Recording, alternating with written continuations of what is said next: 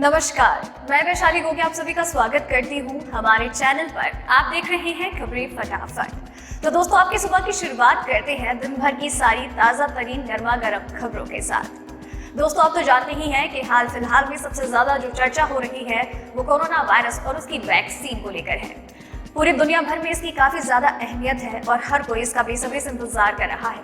तो वहीं दुनिया भर में कई ऐसी वैक्सीन हैं जो कि भारत के लिए काफी ज्यादा अहमियत रखती हैं एंड इवन कई वैक्सीन का तो इंडिया में ही ट्रायल चल रहा है और इसके लिए हमारे देश की सरकार पूरी तरीके से तैयार भी है और तैयारियों में जुटी हुई भी है। लेकिन इसी के अलावा ऐसे और भी कई मुद्दे हैं, ऐसी और भी कई जानकारियां हैं देश से जुड़ी हुई जो कि आपको जानना बहुत जरूरी है, क्योंकि बहुत ही महत्वपूर्ण खबरें हैं और उसके लिए आपको वीडियो एंड तक देखना होगा। तो चलिए खबरों की ओर बढ़ने से पहले एक नजर डालते हैं सुर्खियों की ओर। मोदी सरकार ने कोरोना वैक्सीन की 10 करोड़ डोज का किया बड़ा समझौता। भारत में जल्द उपलब्ध हो सकता है टीका। अमेरिका, डोनाल्ड ट्रंप ने मानी हार, सत्ता ट्रांसफर की प्रक्रिया शुरू करने को दी मंजूरी। दिल्ली सहित इन 4 राज्यों के यात्रियों की मुंबई में एंट्री पर रोक, सरकार ने जारी की गाइडलाइन। पूरे देश में वैक्सीन लगने में कम से कम 3 साल लगेंगे। स्वस्थ लोगों को करना पड़ सकता है 2022 तक का इंतजार।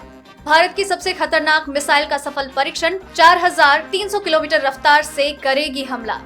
अब शादियों में नहीं बजेगा बैंड और डीजे, इन लोगों के आने पर प्रतिबंध। मैरिज हाउस के लिए भी गाइडलाइन।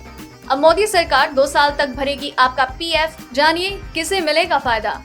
अब घर बैठे इस तरह बनवाए कलरफुल वोटर आईडी कार्ड, खर्च करने होंगे मात्र इतने रुपए।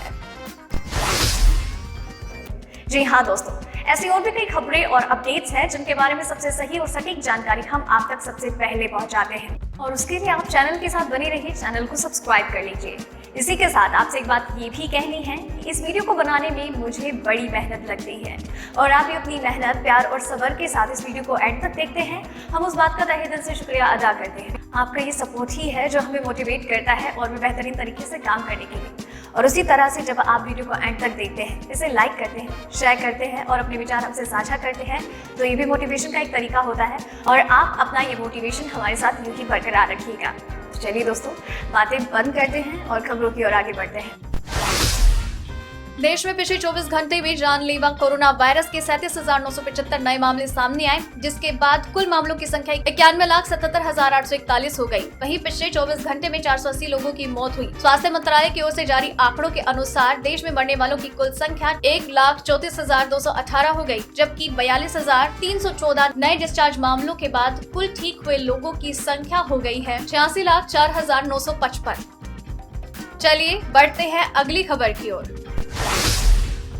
भारत में कोरोना वैक्सीन के लिए ऑक्सफोर्ड यूनिवर्सिटी के साथ सीरम इंस्टीट्यूट ने करार किया है। सीरम इंस्टीट्यूट ऑफ इंडिया के सीईओ अदार पूनावाला ने बताया कि एस्ट्राजेनेका से वैक्सीन की 10 करोड़ डोज का समझौता किया गया है। सीरम इंस्टीट्यूट ऑफ इंडिया के सीईओ अदार पूनावाला ने बताया कि एस्ट्राजेनेका से वैक्सीन की 10 करोड़ डोज का समझौता हुआ है। ऐसे में तीसरे दौर का ट्रायल सफल रहने के बाद अगर वैक्सीन को ब्रिटेन के ड्रग रेगुलेटर से आपात मंजूरी मिलती है तो जल्द ही ये वैक्सीन भारत में उपलब्ध हो सकती है। बताया जा रहा है कि दिसंबर तक ब्रिटेन में इस वैक्सीन को मंजूरी मिल जाएगी। इसके बाद भारत में भी इसके आपातकालीन उपयोग पर विचार कर उपलब्ध कराया जा सकता है। पूनावाला की माने तो कोविशील्ड की न्यूनतम 100 मिलियन खुराक जनवरी तक उपलब्ध हो जाएगी। ये भी बताया जा रहा है कि फरवरी के अंत तक इस वैक्सीन को सैकड़ों मिलियन डोज तैयार हो सकते हैं। ये भी बताया गया है कि फरवरी के अंत तक इस वैक्सीन की सैकड़ों मिलियन डोज तैयार की जा सकती है।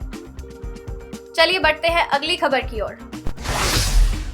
भारत में अपनी सबसे खतरनाक ब्रह्मोस सुपरसोनिक क्रूज मिसाइल के लैंड अटैक वर्जन का सफल परीक्षण हुआ है। इस मिसाइल का परीक्षण 24 नवंबर यानी आज सुबह 10 बजे अंडमान और निकोबार द्वीप समूह के एक अज्ञात द्वीप से किया गया। मिसाइल से इस द्वीप समूह के एक अन्य वीरान द्वीप पर लगाए गए टारगेट को ध्वस्त किया गया। मिसाइल ने तय समय में अपने टारगेट को नेस्तनाबूद कर दिया। सोशल मीडिया पर भारतीय रक्षा अनुसंधान एवं विकास संगठन को बधाइयां मिलने लगी है। लोग DRDO के रक्षा वैज्ञानिकों की सफलता की तारीफ कर रहे हैं। चीन से करीब 8-9 महीनों से सीमा विवाद और तनातनी के बीच पिछले कुछ दिनों में भारत ने कई missile, torpedo, anti missile system आदि का सफल परीक्षण किया है।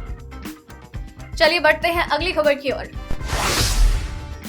अमेरिका में हाल ही में राष्ट्रपति चुनाव हुए। इस चुनाव में डोनाल्ड ट्रंप को हार का सामना करना पड़ा। वहीं जो बाइडेन को अमेरिका के नए राष्ट्रपति के तौर पर चुना गया। हालांकि चुनाव हो जाने के बाद अभी तक अमेरिका में डोनाल्ड ट्रंप अपने पद पर अड़े हुए हैं और हार मानने का नाम ही नहीं ले रहे। लेकिन अब डोनाल्ड ट्रंप ने अमेरिका में सत्ता हस्तांतरण की प्रक्रिया शुरू करने की मंजूरी दे दी है। अमेरिकी चुनाव होने के 3-4 हफ्तों के बाद भी ऐसा माना जा रहा था कि ट्रंप चुनावी नतीजों को पलट सकते हैं। चुनावी नतीजों के बाद ट्रंप अपनी हार मानने को तैयार नहीं थे। ऐसे में अब ट्रंप अपनी हार मानते हुए नजर आ रहे हैं। चलिए बढ़ते हैं अगली खबर की ओर। देश भर में तेजी से बढ़ रहे कोरोना वायरस के मामलों को देखते हुए महाराष्ट्र सरकार ने हवाई यात्रियों के लिए नई गाइडलाइंस जारी कर दी है। बता दें कि पिछले कुछ दिनों से दिल्ली, गुजरात में कोरोना के केस काफी ज्यादा हैं, जिसको देखते हुए सरकार ने फैसला लिया है कि 25 नवंबर से दिल्ली, गुजरात, गोवा और राजस्थान से मुंबई आने वाला हर शख्स RT-PCR टेस्ट होगा। महाराष्ट्र सरकार ने कहा कि जिनके पास कोरोना वायरस संक्रमण की नेगेटिव रिपोर्ट ही होगी, सिर्फ उन्हें ही आने की परमिशन होगी। चलिए बढ़ते हैं अगली खबर की ओर। देश में कोरोना की वैक्सीन का इंतजार जल्द ही खत्म होने वाला है। वैक्सीन की पहली खेप अगले साल फरवरी में आ सकती है, लेकिन एक्सपर्ट्स की माने तो पूरे भारत में वैक्सीन लगने में कम से कम 3 साल का वक्त लग सकता है। इसके अलावा देश भर में स्वस्थ लोगों को वैक्सीन के लिए 2022 तक का इंतजार करना पड़ सकता है। वैक्सीन को लेकर ये दावे नई किताब till we win fight against कोविड-19 में किया गया। इस किताब को लिखा है एम्स के director doctor Randeep Guleria, public policy और health system expert doctor Chandrakant Lahariya और जाने माने वैक्सीन के रिसर्चर डॉक्टर गगनदीप काग ने। ये किताब 10 दिसंबर को बाजार में आ रही है। दोस्तों, खबरें खत्म हो गई हैं तो ऐसा बिल्कुल भी नहीं है। खबरें आगे और भी बाकी हैं जो बहुत ही महत्वपूर्ण खबरें हैं और आपको जानना बहुत जरूरी है।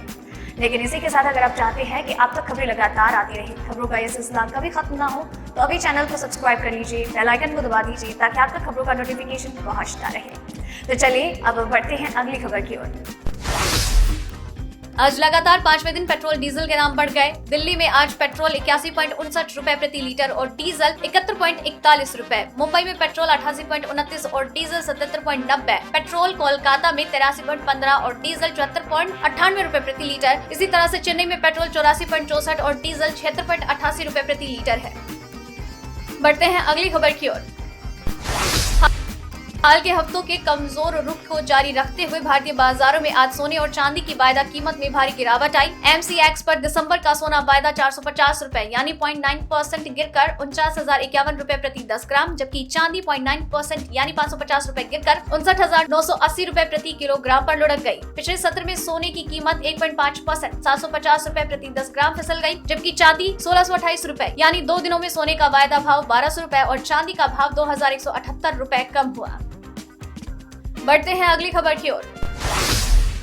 सरकार ने चौथे राहत पैकेज में आत्मनिर्भर भारत रोजगार योजना की शुरुआत की। सरकार ने बताया कि इस योजना को 1 अक्टूबर 2020 को लागू माना जाएगा और ये योजना 30 जून 2021 तक रहेगी। इस योजना का मकसद नए रोजगार को प्रोत्साहन देना है। इसके तहत जो कंपनियां नए लोगों को रोजगार दे रही है, यानी जो पहले से ही EPFO में कवर नहीं थे, उन्हें इसका फायदा मिलेगा। सरकार अगले 2 साल तक सब्सिडी देगी। जिस संस्था में 1000 तक कर्मचारी है उसमें 12% कर्मचारी और 12% नियोक्ता हिस्सा केंद्र देगी। 1000 से ज्यादा कर्मचारियों वाली संस्था में केंद्र कर्मचारियों के हिस्से का 12% देगा। 65% संस्थाएं इसमें कवर हो जाएंगी। सरकार की नई योजना में जो लोग EPFO से जुड़ेंगे उन्हें 2 साल तक अपने PF को लेकर कोई चिंता नहीं करनी होगी। ये पैसे सरकार खुद अपने PF अकाउंट में डाल देगी। बढ़ते हैं अगली खबर की ओर। सरकार ने बढ़ते कोरोना संक्रमण को देखते हुए शादी समारोह के लिए नई गाइडलाइंस जारी कर दी है। नई गाइडलाइंस के अनुसार सरकार ने शादी समारोह में 100 लोगों से ज्यादा लोगों के आने पर व बुजुर्ग बीमारों के शामिल होने पर रोक लगा दी है। शादी में बैंड और डीजे पर भी प्रतिबंध रहेगा। अगर मैरिज हाउस की क्षमता 100 लोगों की है तो वहाँ आयोजित होने वाले कार्यक्रम में सिर्फ 50 लोग ही शामिल होंगे। इस बीच राहत की बात तो ये है कि अगर शादी घर से ही हो रही है तो जिला प्रशासन से कोई अनुमति नहीं लेनी होगी, लेकिन संबंधित थाने में शादी समारोह की जानकारी देना अनिवार्य होगा। इस बाबत भी दिशा निर्देश जारी कर दिए गए हैं। चलिए बढ़ते हैं अगली खबर की ओर। अगर आप भी कलर वोटर ID कार्ड बनवाना चाहते हैं तो अब आप आसानी से बनवा सकते हैं। बता दें कि चुनाव आयोग की ओर से कलरफुल और प्लास्टिक वोटर ID कार्ड जारी किए जाते हैं। आप घर बैठे ही इस कार्ड के लिए अप्लाई कर सकते हैं। ये साइज में भी छोटा होता है और इसकी प्रिंटिंग क्वालिटी भी काफी अच्छी होती है। इस कार्ड को बनवाने के लिए आपको सिर्फ 30 रुपए खर्च करने होंगे। अगर आप भी कलरफुल वोटर ID कार्ड बनवाना चाहते हैं तो आपको चुनाव आयोग की वेबसाइट पर जाना होगा। तो दोस्तों आज की वीडियो में बस इतना ही। खबरों का ये सिलसिला यही खत्म करते हैं, लेकिन खबरें खत्म नहीं होने वाली है। खबरें आप तक लगातार पहुंचती रहेंगी। बस आपको चैनल को सब्सक्राइब करना है, बेल आइकन को दबाना है ताकि आप तक खबरों का नोटिफिकेशन पहुंचता रहे। वीडियो को एंड तक देखा है, आपको पसंद आई है तो इसे लाइक कीजिए, फैमिली और फ्रेंड्स के साथ शेयर कीजिए। साथ ही में अपना नाम मेंशन करना मत भूलिएगा और खबरों के बारे में अपने विचार हमसे साझा जरूर कीजिएगा। धन्यवाद।